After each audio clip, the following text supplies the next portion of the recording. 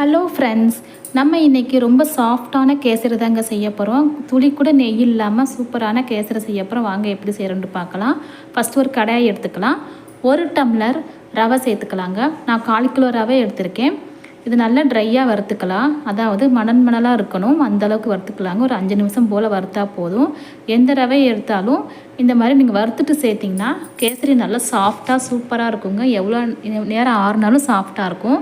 இப்போ வறுத்தாச்சு. இப்போ தனியாக எடுத்து இப்போ நம்ம ஒரு பிளேட்டில் மாற்றிக்கலாம். அது அப்படியே இருக்கட்டும். இப்போ அதே கடாயில் ஒரு 1/4 கப்பு ரீஃபண்ட் ஆயில் சேர்த்துக்கிறேங்க.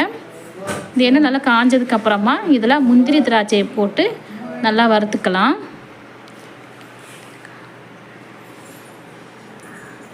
இப்போ முந்திரி திராட்சை தேவையான அளவு போட்டு நம்ம வறுத்து எடுத்து வச்சுக்கலாங்க. தனியாக இதை ஒரு பிளேட்டில் எடுத்துக்கலாம்.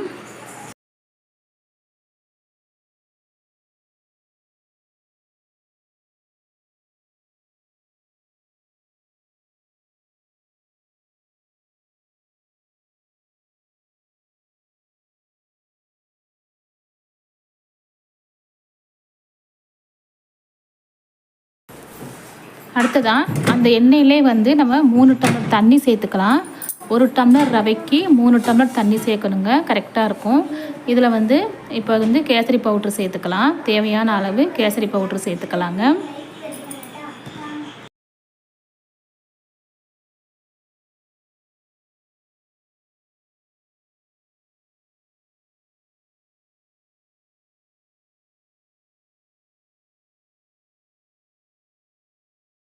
இது நல்லா கொதிக்கட்டுங்க. இது நல்லா கொதித்ததுக்கப்புறமா நம்ம வறுத்து வச்ச ரவையை இதில் அப்படியே நம்ம கொஞ்சம் கொஞ்சமாக சேர்த்துட்டு நம்ம கிளறிக்கலாம். ஸ்டவ் லோ ஃப்ளேம்லேயே இருக்கட்டும். கொஞ்சம் கொஞ்சமாக சேர்த்து நல்லா கிளறிக்கலாங்க.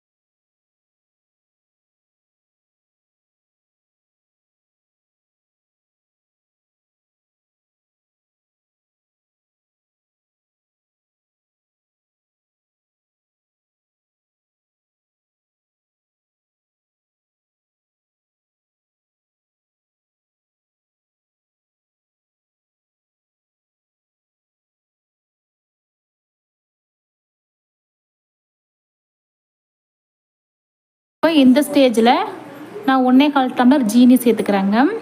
நீங்கள் இனிப்பு சுவை அதிகமாக வேணும்னா 1/2 டம்ளர் கூட சேர்த்துக்கலாம். சேர்த்துட்டு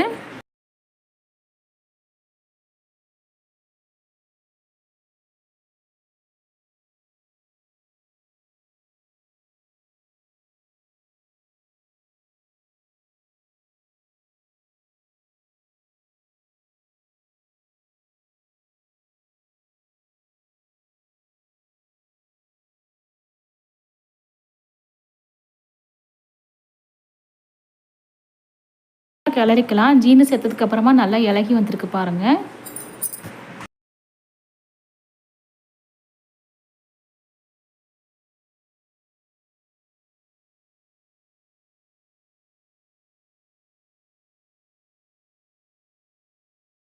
இதில் கொஞ்சமாக ஆயில் சேர்த்துக்கிறாங்க. சேர்த்துட்டு நல்லா கிளறிக்கலாம். அதுக்கப்புறமா நம்ம வறுத்து வச்ச முந்திரி திராட்சையும் சேர்த்துக்கலாம்.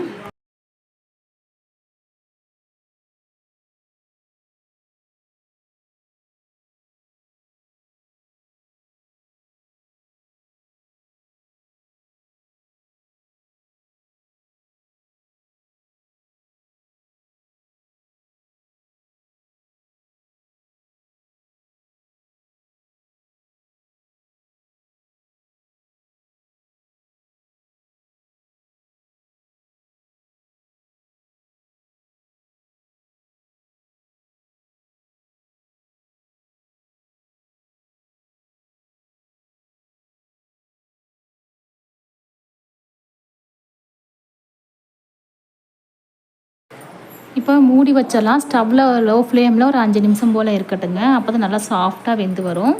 அதுக்கப்புறம் பார்க்கலாம் எப்படி இருக்குன்ட்டு.